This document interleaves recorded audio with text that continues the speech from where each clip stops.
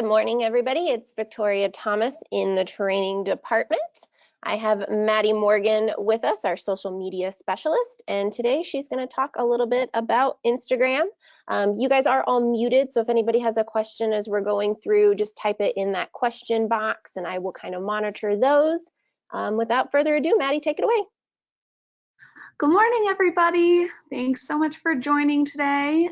Like Victoria said, we're going to talk a little bit about Instagram today and setting up a 5 to Thrive. So we'll get into a little bit about what that is, how to use it, and some, kind of examples, because I know that I'm a visual person, so I like to share examples with you guys as well. So first things first, if you have not already, take some time this morning to go to our Facebook page and to our Instagram account and follow us and like our Facebook page if you haven't done that already.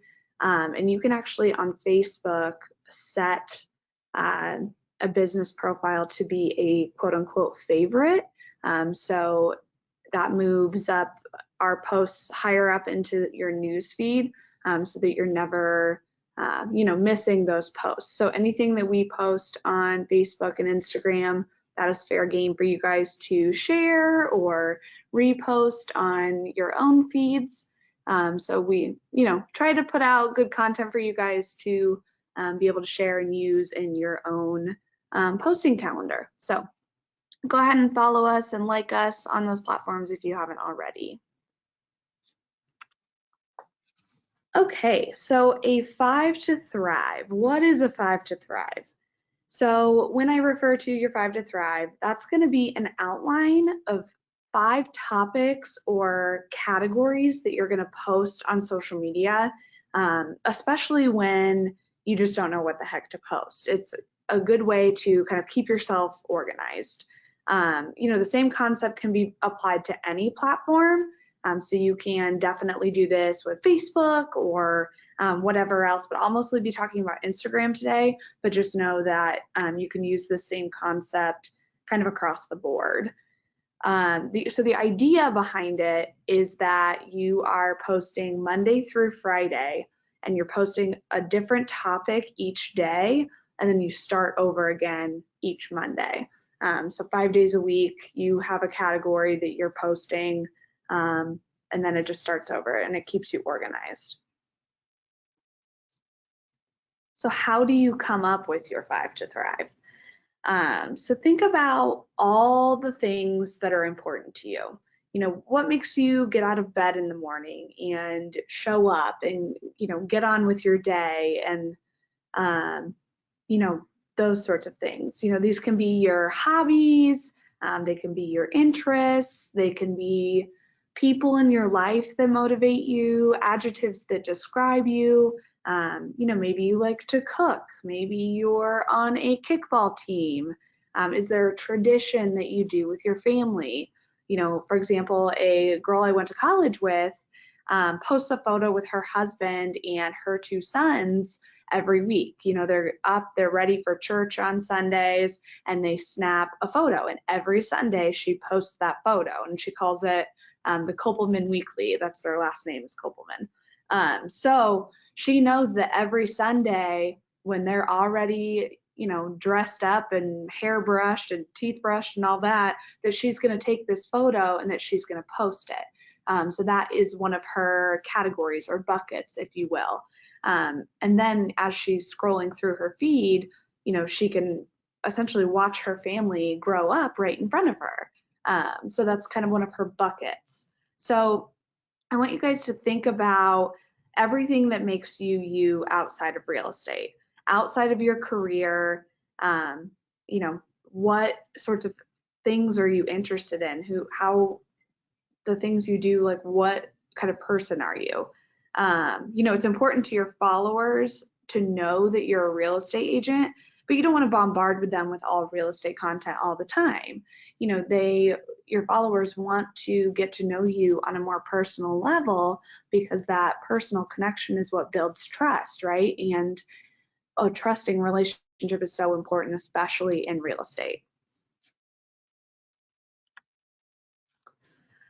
So you may be asking yourself, as I'm talking about this, like, why is a 5 to Thrive important? How can it help you beat writer's block or poster's block? So first, it helps you get in the habit of posting every day. You know that the goal is to post every weekday, and by having topics already ready, it won't be as intimidating to find something to post about. You're going to save yourself time by no more endlessly scrolling through Pinterest to find, a quote to post at the last minute. By having the categories, you can kind of like plan ahead a little bit more. Secondly, having a 5 to Thrive already laid out helps you post consistently. We can talk all day about algorithms and, when is the best time to post and how often to post, but none of that matters if you aren't posting at all. The name of the game on social media is consistency.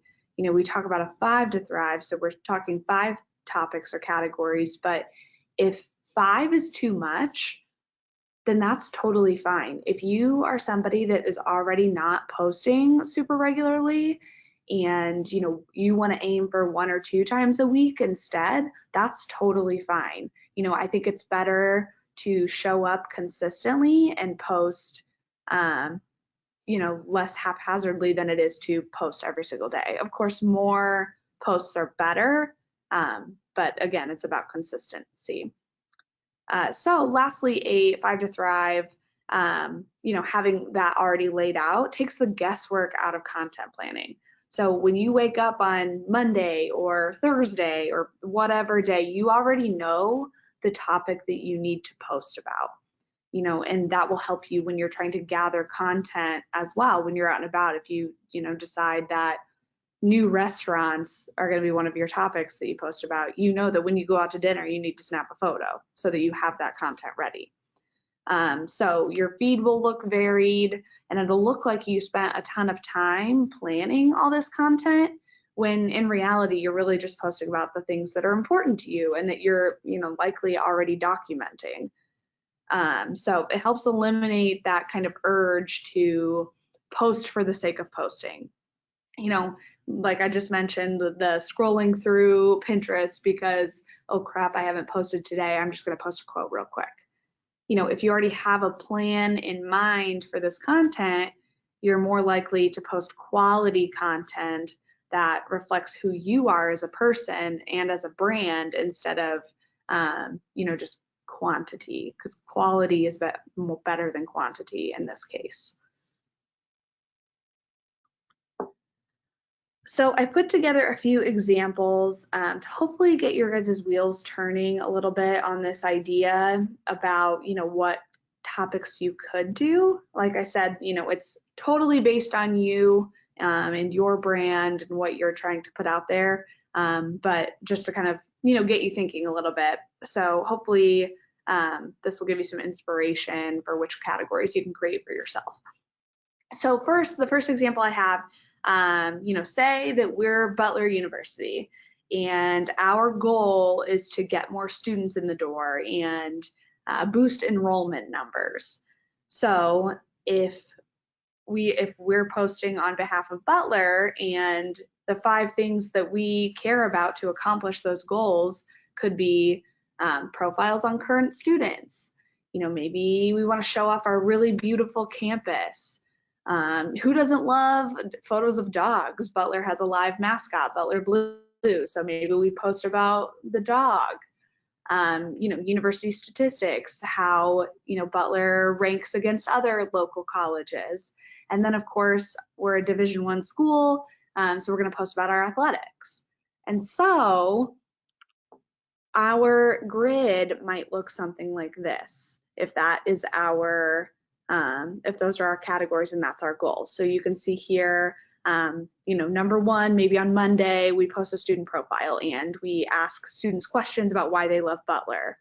Number 2 is then campus shots. So on Tuesdays, we know we're going to post a campus shot. So, if it's a sunny day on a Wednesday, I'm going to walk around campus and I'm going to take photos all over the place so that I have those photos ready. Nobody's going to know they were taken on the same day if they're in different spots. So then 3 is there's my photo of my mascot, you know, and then I have a university stat about, you know, about the school, and then a photo of our athletics. And then you can see that that next grid spot, I start over again. And so I do a student profile, a campus photo, there's a photo of blue again, another statistics, more athletics, that kind of thing. So I just repeat that every week, and it looks like I have a really, you know, varied grid. So example number 2 is we're going to do it for Tucker. So we are a top tier real estate company. We've been around 100 years. We have state-of-the-art facilities, all these beautiful renovated offices. And because we've been around for 100 years, we know Indianapolis probably better than a lot of people. So the 5 things that we might want to show off when we, you know, are posting on social media is, you know, real estate stats. You know, what does the market look like? Maybe we want to show off the pretty houses that we have listed. We probably want to highlight local businesses. And then again, those pretty offices that we have, why not show those off? You know, indicate to clients or other agents like where they could be working. And then of course, views of Indianapolis. So if those are the 5 things that we are focusing on and posting about, our grid might look something like this. So again, there's our, you know, our tips, and then, you know, a shot of a house, a local business, a view of the city, and then one of our remodeled offices. And then you can see that I started again and repeat Monday through Friday. It is important to note, you don't actually have to like stay in that order. So you can see, you know, this one, this example down here at the bottom, that goes in order. But when I get up here, I flip them a little bit. You know, like I did an indie view here instead of a local business, but then I flipped my local business. You know, so you don't have to like strictly follow that order. It's just, you know, kind of a plan to keep you on track. And so, you know, keeping those examples in mind, your 5 to Thrive might look something like this. You know, like I said, this is just a sample. There's no right or wrong way to do this. It's all based on you and your brand and your individual interests. But, you know, this is a very general example that any of you could put into use. You know, doing a personal post, and then, you know, putting some real estate information out there. Then maybe you do a behind the scenes into your business. You know, like what does a day in the life of a realtor look like? And then you could do a DIY tip or a real estate tip, or if you're a quote person, you could do that. And then follow up with, you know, maybe a city photo with a list of events to do over the weekend. You know, this can definitely be altered, but this is a great example, you know, for you to get started on. So just some things to consider. You know, when you, and I know I've touched a little bit on all of these things to consider when you are creating your 5 to Thrives. This isn't something that you have to do forever. You know, if it's something that is working for you and you want to stick with, great. If it alters over time, that's totally fine too. You know, it's not, you don't have to stick with this forever. The great thing about social media is that you can make it anything you want it to be. So this is just to kind of keep you on track. You know, so you can do it until you're in the habit of posting regularly and you're used to posting consistently. And then at that point, if you're, you know, used to that, then you can start kind of branching out and posting about whatever you want to. You can also do it until you have the look and the flow of your page that you want to have. You know, like on these examples here, you know, it's a nice grid and it has a nice, like, aesthetically pleasing look to it. So if that's what you're trying to accomplish, then this is great for that. So this helps you get started on kind of what to post before you know, get comfortable with posting on your own. So that is what I have for you today. If you guys have any questions at all about it, I am here and willing to answer. Yeah, so if you don't have any questions, thanks for joining this morning, and have a great rest of your week.